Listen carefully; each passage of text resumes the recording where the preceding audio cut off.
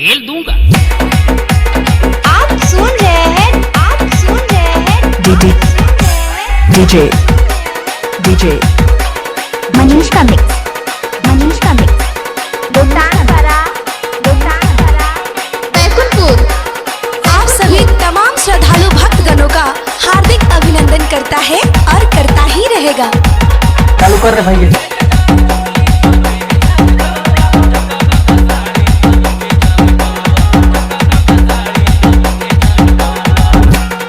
अरे गजब स्मार्ट दिखत होते यार।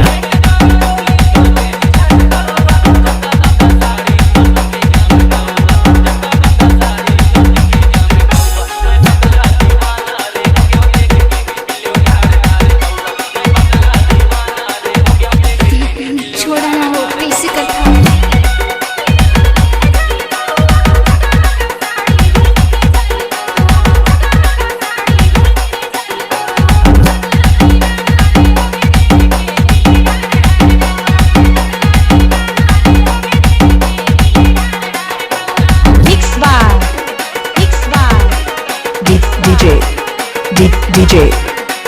डीजे मनीष बाबू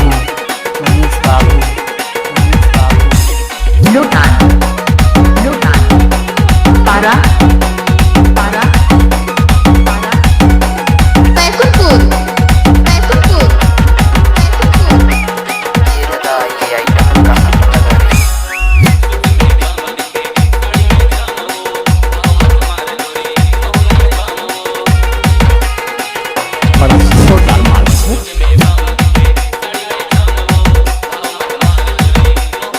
कैसे कुछ छत्तीसगढ़ सगा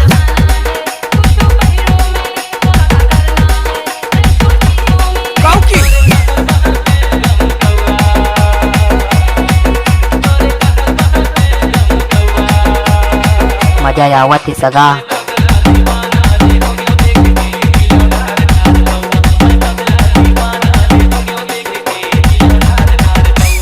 आप सभी तमाम श्रद्धालु भक्तगणों का हार्दिक अभिनंदन करता है और करता ही रहेगा। DJ Manish hello.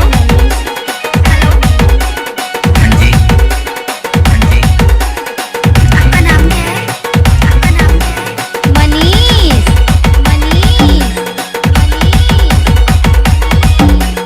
Thank you.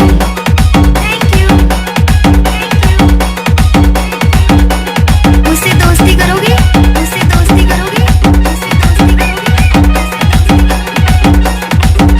तो मनीष के आइडिया में तैसे लगते।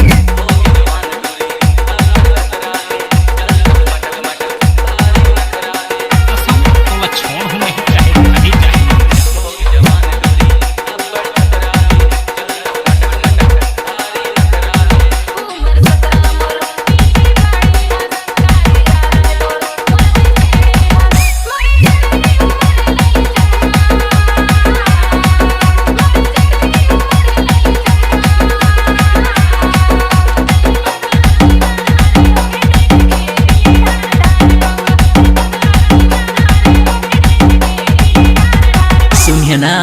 हाँ सुनावा या अरे इधर तो छुए पर दे दे। हाँ